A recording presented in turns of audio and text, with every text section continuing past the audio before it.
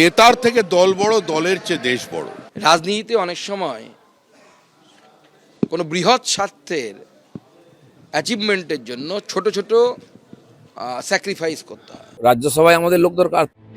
বৃহস্পতিবার দুপুরে তৃণমূলের সদ্য পদত্যাগী 3 রাজ্যসভার সাংসদ সুখেন্দু শেখর রায়, সুস্মিতা দেব ও প্রকাশচিক বড়াইক যোগ দিয়েছেন বিজেপিতে। তার কয়েক ঘন্টার মধ্যে এই তিনজনকে রাজ্যসভায় প্রার্থী করা হয়েছে। এরপরই শুরু হয় বিতর্ক। তবে কি তৃণমূল নেতাদের যোগদানের জন্য দরজা খুলে দিল বিজেপি? আনুষ্ঠানিকভাবে শুরু হয়ে গেল বিজেপির তৃণমূলীকরণ। রাজ্য সভাপতির উত্তরীয় পরিয়ে দলে নেওয়া নিয়ে সমালোচনার সুর শোনা যাচ্ছে বিজেপির অন্দরেও।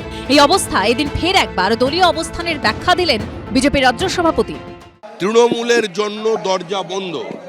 তৃণমূলের নেতাদের সাহায্য ছাড়া আমাদের মানুষ দুই তৃতীয়াংশ সংখ্যাগরিষ্ঠতায় দিয়েছে। তৃণমূলের বিরুদ্ধে মানুষ ভোট দিয়েছে। আমরা নিচু তলায় প্রত্যেক বিধানসভায় চার্জশিট দিয়েছিলাম। এদের বিজেপি নেবে কেন? বিজেপির দরজা বন্ধ আছে, বিজেপির দরজা বন্ধ ছিল এবং আগামী দিনে বিজেপির দরজা বন্ধ থাকবে। সূত্রের খবর, রবিবার মেচেদার কর্মী সভায় মুখ্যমন্ত্রী শুভেন্দু অধিকারী বলেন, শ্রমিক ভট্টাচার্যকে নিয়ে পোস্ট করবেন না, গালাগালি দেবেন না, রাষ্ট্রীয় স্বার্থ আছে, সাংসদদের নিয়ে প্রশ্ন তুলবেন না। রাজ্যসভার 3 জন প্রাক্তন তৃণমূল সাংসদকে দলে নেওয়ার বিষয়ে বর্তমান রাজ্য সভাপতির পাশেই দাঁড়িয়েছেন প্রাক্তন 2 রাজ্য সভাপতি। আমাদের কাছে তৃণমূলই, ভালো খারাপ বলে কিছু হয় বলে আমার তো মনে হয় না। ও সোনার পাথর বাটির মতো।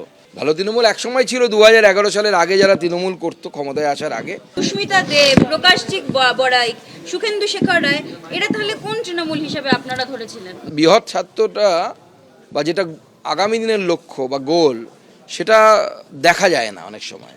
যখন দেখতে পাবেন বুঝতে পারবেন। আমাদেরও প্রয়োজন আছে নেওয়া হবে না। আগে যা নেওয়া হয়েছে তারা ঠিক করে নেওয়া হবে না।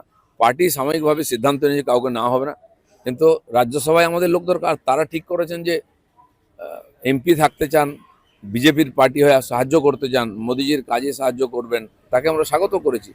কালীঘাট তৃণমূলে এ নিয়ে আবার কটাক্ষের সুর শোনা গেছে। সবকিছুর জন্যই এদের অজুহাত থাকে।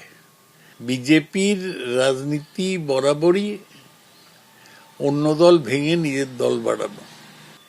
এটা আমার দেখে ভালো লাগছে যে বিজেপির মধ্যেই শ্রমিক বাবুর এই 3 জন রাজ্যসভার সদস্যকে নেওয়া নিয়ে একটা প্রশ্ন উঠেছে।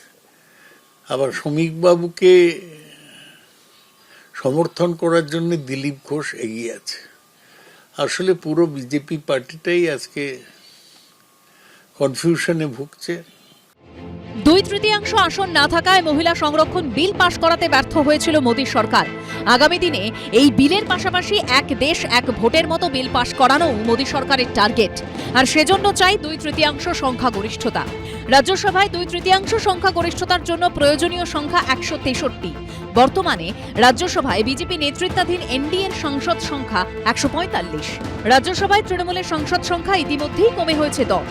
এবার তাঁরা পদ্ম প্রতীকে জিতলে পশ্চিমবঙ্গ থেকে রাজ্যসভায় বিজেপির সংখ্যা বেড়ে হবে 6। ফলে 2/3 সংখ্যাগরিষ্ঠতার আরও কাছে পৌঁছে যাবে বিজেপি। অর্ণব মুখোপাধ্যায়, ঐশী মুখোপাধ্যায় ও রঞ্জিত শ্রমের রিপোর্ট, এবিপি আনন্দ। এবিপি আনন্দ, এগিয়ে থাকে, এগিয়ে রাখে।